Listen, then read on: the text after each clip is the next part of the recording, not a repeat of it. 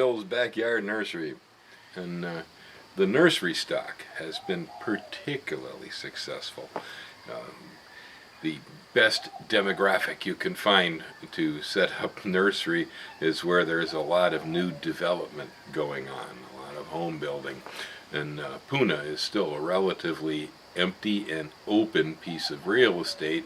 Lots and lots of room for development here on this part of the Big Island. And so I'm getting an awful lot of people coming in here and buying my nursery stock. So I thought I'd talk about home nursery a little bit. I've done this in the past. But one of the important things that every nursery will have to have, and that's facilities for growing the plants on. In this case, I'm using a welded steel mesh tabletop. These are welded steel fence panels. You can get them here from the nursery distributors. They're galvanized. They're real tough. They are sitting on top of the tubes that we use for chain link fence, which is then on top of cement blocks, supporting them off the ground, and on the ground underneath we have woven industrial weed block. This works out pretty well. When the soil falls out of the pots, it hits the weed block and we can clean it up rather than accumulating around the plants. It tends to keep some of the earthworms from going into the plants because they're up high. We don't get quite as much slug damage when it's off the ground like that. But in general, having a table so you can work with your stuff is a real good idea. It is also possible to grow nursery stock flat on the ground. That's done too. I happen to like the table approach. That's particularly good for small plants, which is what I'm specializing in. Most of the plants I'm raising are in 3.5-inch plastic pots, or I'm also doing 1-gallon containers on certain things. For instance, right here we've got the jaboticaba, which is a Brazilian grape-like fruit. It's pretty well known here on the island, but it's not very well known over on the mainland. This plant here is $3 in that pot. Pretty good deal, huh? Here's some gromachamas, Brazilian cherry. That's also $3 in a little pot. I've got dragon eye here, and there's cacao, and some papayas, and sweet potato starts, both orange and purple. This is the bright red Hawaiian mountain apple. Yellow rambutans, 2 kind of ice cream beans. Here's some chico sapote and some wili wili, or green bean tree. There's some cuttings for tea, and then the classic Hawaiian lilikoi, and desert king dragon fruits, and chocolate sapote, and over there we've got the lemongrass, and Japanese green egg plants, strawberry plants. And in these pots, this is all $3 a piece, and so I'm having a real good traffic over here with this. I've been raising ghost chilies. Most of those are in 1-gallon containers. I'm selling those for $6 a piece. Abiyu trees and Italian oregano. Down here on the ground we've got patchouli. That's the smell of old hippies, that perfume plant. And over here is Psychotria viridis, Amazonian herbs, and vegetable plants. Here's coffee. Coffee plants and Rollinias. They're related to cherimoyas. More dragon fruit. Giant lilikoi. Yellow pod cacao. Poha berries and hibiscus. Over here some lilikoi completely running amok. I'm going to have to get those moved out of here pretty quick. The orange dragon fruit. That's a rare one. White pineapples. And these are yahi vine. They're used for making ayahuasca. Popular local item here. I get a lot of people coming by here just looking for that one plant. Over here is coffee. It's a good thing here on the island, and that's the dwarf Caterra. More yellow pod cacao over there. Down underneath the tables, where it's shady, you'll see I have pots of stuff. Like right over here are croton and shellac plant cuttings. These over here are cuttings from different types of hibiscus.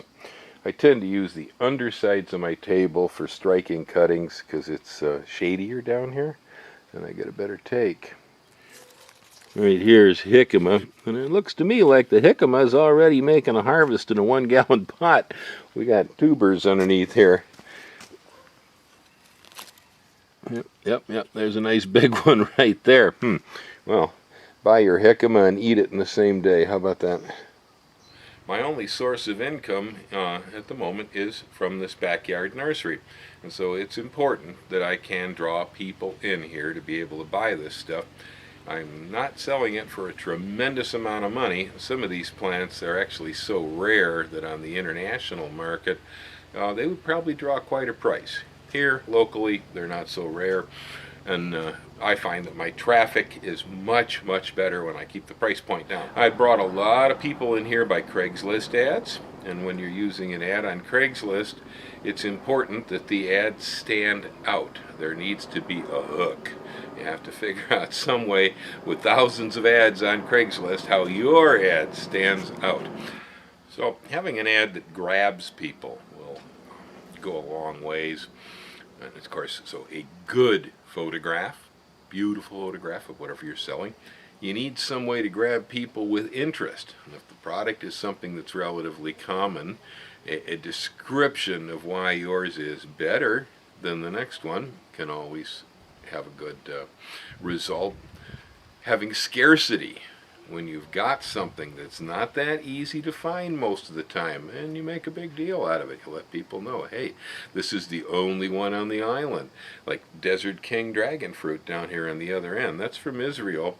The plant, to the best of my knowledge, has not been released in the United States of America at all. And the only way I got it was by getting seed out of fruit that was imported from Israel and grew these out. And so I'm the only guy on the island that's got them. And when I put it on Craigslist, I'm not embarrassed to tell them that. That's the only source.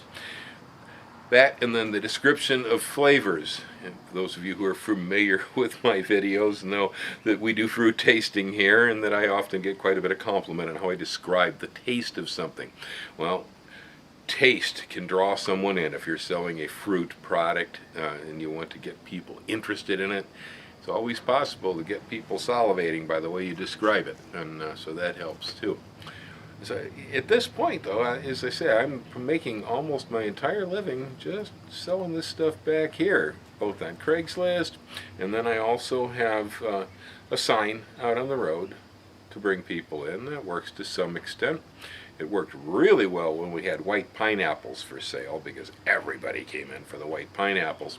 And so that's the other point, that when you do have products and you want to try to sell them to the public, if you have one product that's a hook, that can draw somebody in, something nobody can resist, or that at least a certain target market cannot resist, if you advertise that product, chances are, if you're a good salesperson, they may come to get that, but before they walk away, they might have a dozen other pieces. That's how it works. It's possible to set up your work conditions so you don't have to commute to work, so you don't have to go to any special place every day to go to work, to be able to do for money what it is that you might have been doing for free anyway. That's the joy, because I'd have been growing plants anyhow, and by growing plants to sell to other people really opens it up so much for me, because when you can remove yourself from that madness cycle of commuting and working for the guy, and out there on the freeway and getting in that car every day, that freedom is amazing. So, the home nursery, a successful home nursery for an avid gardener, is one way that you can do this. On all scales, this nursery could be used just to Raise some plants for you and your friends for the garden, to propagate your landscape shrubs, propagate your trees, whatever. The nursery can be used to do a little sideline business, okay, so that you can pick up a little bit of cash money coming through periodically just by selling off interesting things to people. It can be the full business. In fact, the property itself can be developed into a nursery. So this is, a graduated situation. From the smallest commitment to the biggest commitments and everything in between. Generally, the more energy you put into it, the more results you're going to get back out. Having a place to work with and propagate the plants is pretty much as important as having a place to set those plants down, like the nursery tables. Right here, I have a workbench that I use to be able to do most of my propagation. You'll see right over here, I have some flower pots in flats already filled up with soil, ready for a transplant job. Underneath the bench, I have bins that are filled with the soils I used. Stacks of large flower pots, stacks of flats, stacks of 6-packs, and so on. Pens, pencils, buckets of fertilizer and things that I typically use. Up on the top shelf I've got some more supplies and again more boxes of pots. It can rain quite a bit here in Puna, so having a place where you can work with the plants indoors often is a really good thing. It's right here adjacent to the nursery, so the potting facility is directly adjacent.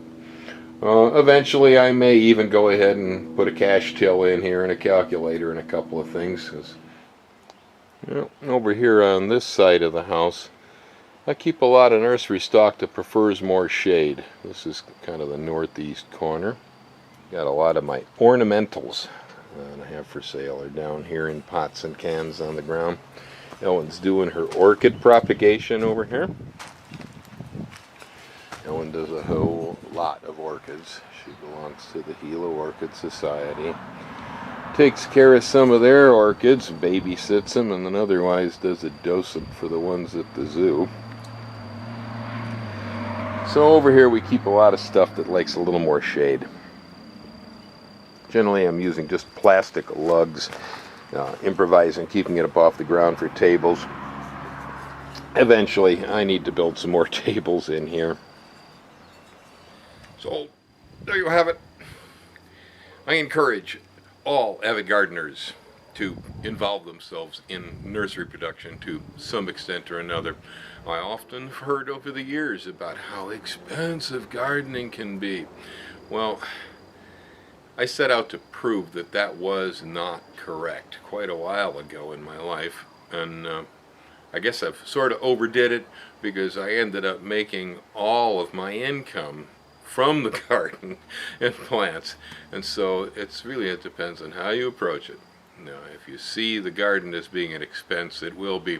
If you insist that it be profitable and pay you back, my plants work for me, okay, then chances are it will, and I guarantee you can make a pretty good living off of it.